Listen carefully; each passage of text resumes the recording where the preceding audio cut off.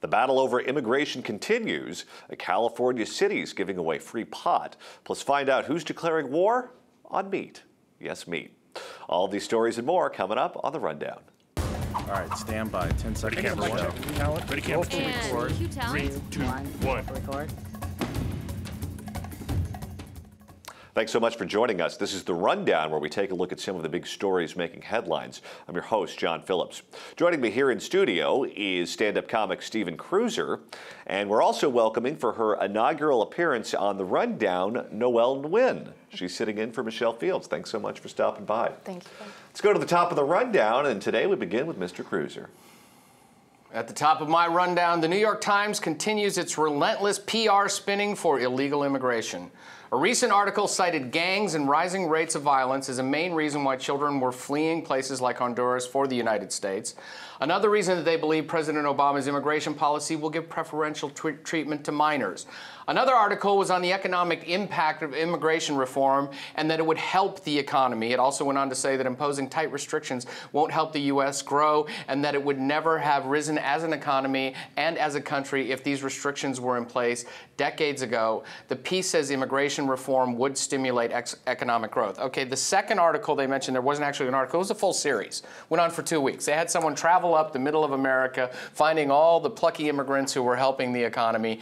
The New York Times has long been obviously on the side of the administration when it comes to this, but what I want to know right now, do you think the New York Times is driving the White House narrative or vice versa on this?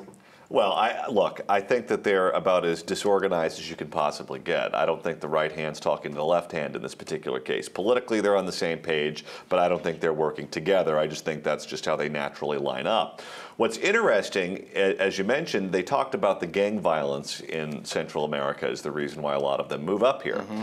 But they won't let us, if say members of MS-13 come up here from El Salvador, they won't let us deport them, citing gang membership as a reason to send them back.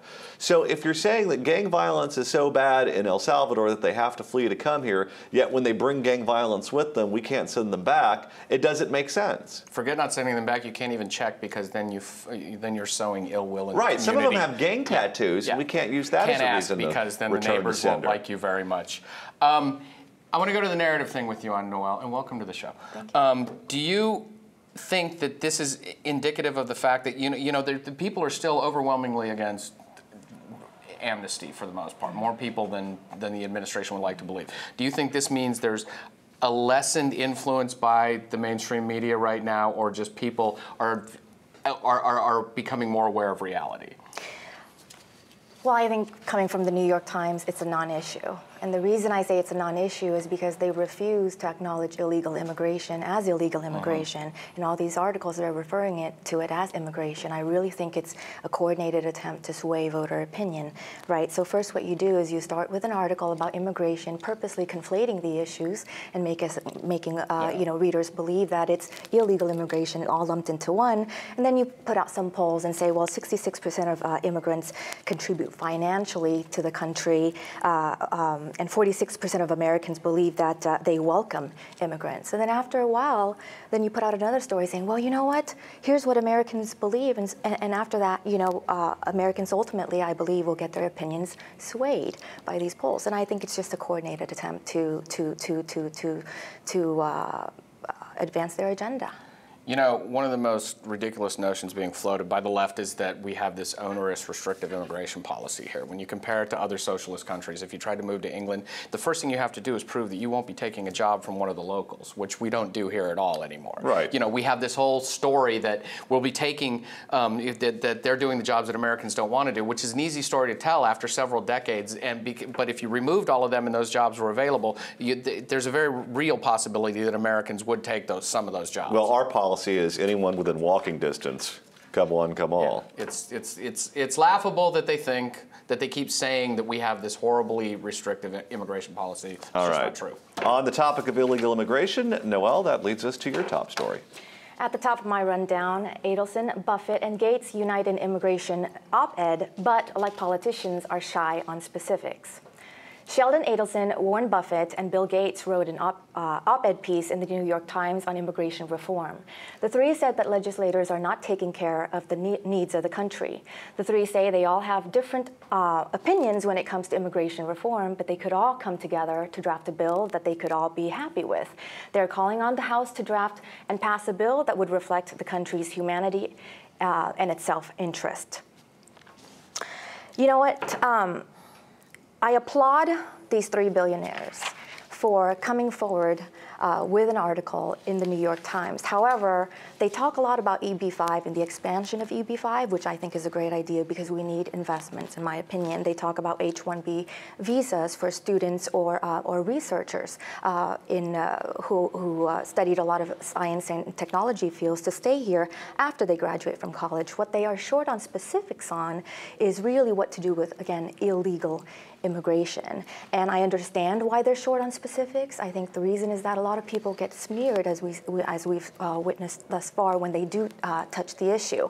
Now, in the spirit of not just complaining and while giving no solutions, my thoughts on these issues are as follows. And this has to do with existing illegal immigrants, the 12 million that are here and not the current ones that are coming in or the future ones that are coming in. My first thought is we got to deport the deadbeat and the criminals immediately. And the reason for that is, according to some news outlets, the FBI says that 95% of arrest warrants in LA are for illegal immigrants. 85% or 83% in Phoenix are for illegal immigrants. So it's a big security issue. But my second solution is this. For the productive illegal immigrants who have come here, who have graduated college, who've created businesses, and who have the potential to contribute to our tax coffers, I think that they deserve a pathway to residency. And the reason I say that is, look, we spend so much public resources and training and educating these people that for now, to say they should leave the country is just not. To me, you have to look at this like you would look at a fire. Mm-hmm. We live in Southern California where we live in fire zones. What's the first thing they do? They look to contain the fire. Mm-hmm. After they contain the fire, that's when they go out and that's when they say, all right, what can we do to prevent fires that are going to happen in the future? Mm-hmm. And that's what we should do with illegal immigration. We need containment first. We need to have working control over our borders, over our ports, people who fly in and overstay their visas. And the administration has not demonstrated that they have the ability to do that. I mean, look at the influx that we've had just in recent days of minors coming up in Texas and Arizona and New Mexico. They have no control over the borders at all. Then they hand them a warrant. They say, all right, come back. You have a court date. Let's see what the judge has to say. And they skip out on that and they say, what are you going to do? Using your fire example there, I think most of the time, most of the people, and two of the three billionaires involved with this, I would say, are Gates and Buffett, won't even acknowledge there's a fire. Just move back into your homes. Or if they're acknowledging it's a fire, like we saw with the previous story, they're trying to make it seem like a good thing for you. Well, this is just making your home more breezy.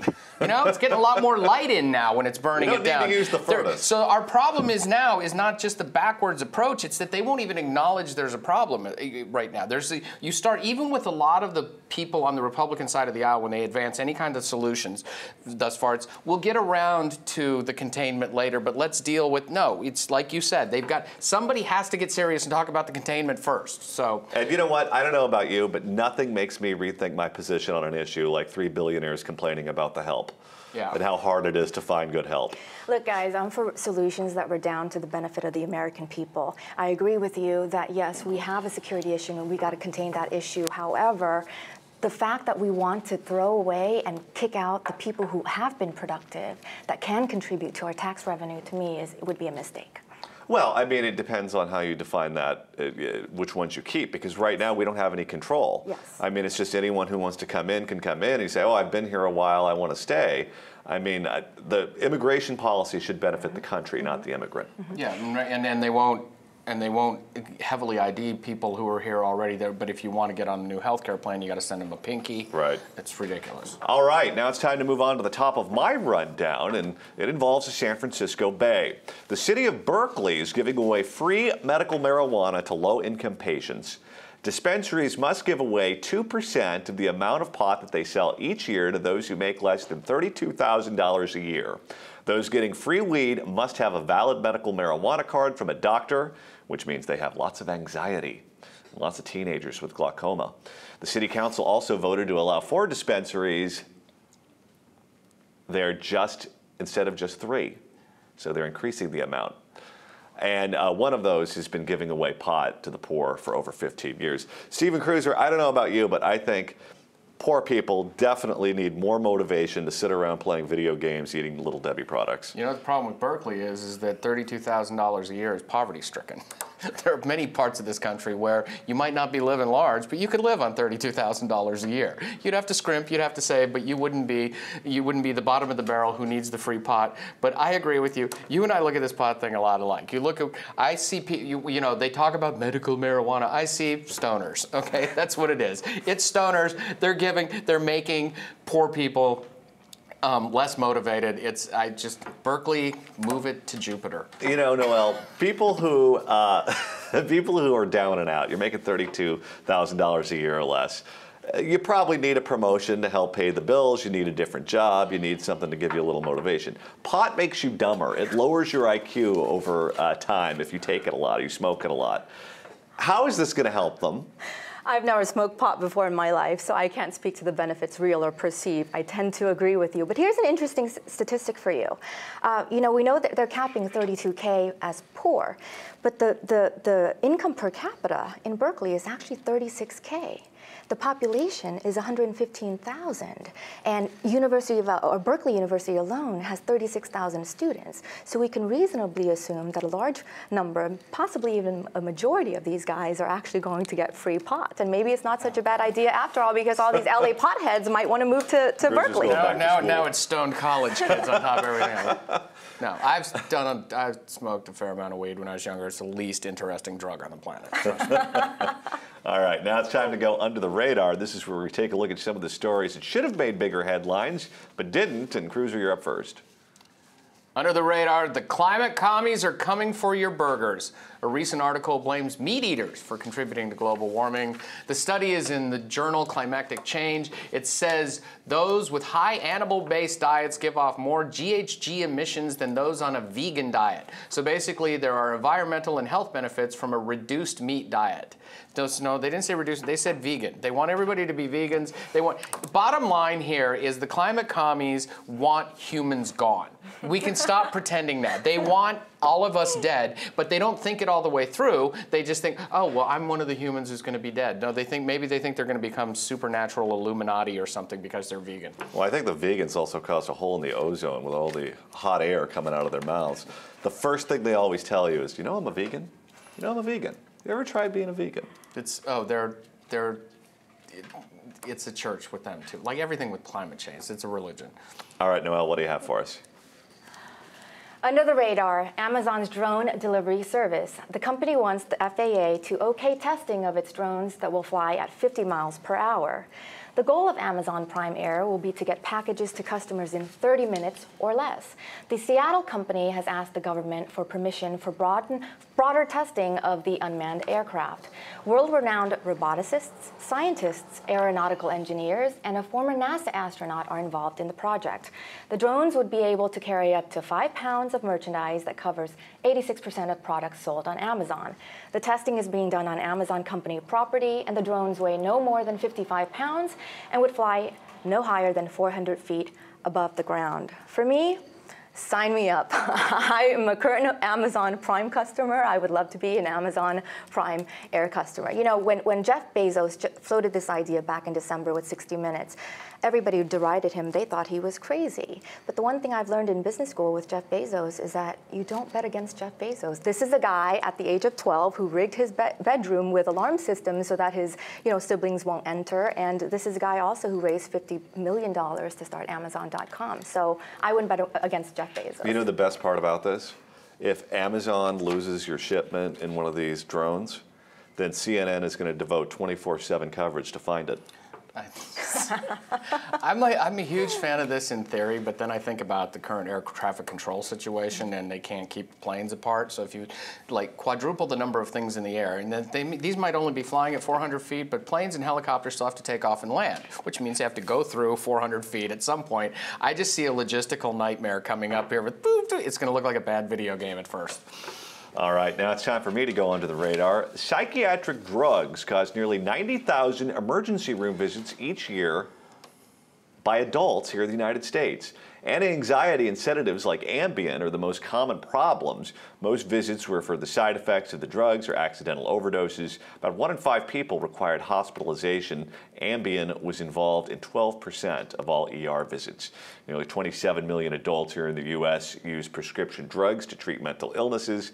And you always find this out whenever you go on an airplane. Lady next to you throws her purse down on the seat. It opens up. It looks like Graceland in there. And then you make a deal. Negotiate, John. That's all you got to do. It's a free market. And people mix it with booze, too. They take an Ambien, they say, all right, I'll chase it with a little red wine. I'm shocked. I'll wake up, I'll be in Chicago. I'm shocked that people would do that. You know what? I'm not surprised by the stats, though. I mean, did you know that psychiatrists are the only medical specialists who don't look at the organs that they treat? They're not giving them brain scans. I mean, this is about, brains that control behavior. So cardiologists look, neurologists look, and orthopedists look. So I'm not surprised by that. I've never met one medical professional who hasn't said that Ambien isn't a freak show. I know there were a lot of negatives in there, but they all say Ambien is the devil. Yeah. Yeah. You want to go to sleep at night, just watch soccer. All right, that's going to do it for today's show. What do you think about Amazon's drone delivery service? And what about the city of Berkeley giving away free pot to its poor? We want to know what you think, so be sure to leave your comments in the comment section below. I'm John Phillips for Steven Cruiser and Noel Nguyen joining us here in Los Angeles. Thanks so much for watching The Rundown.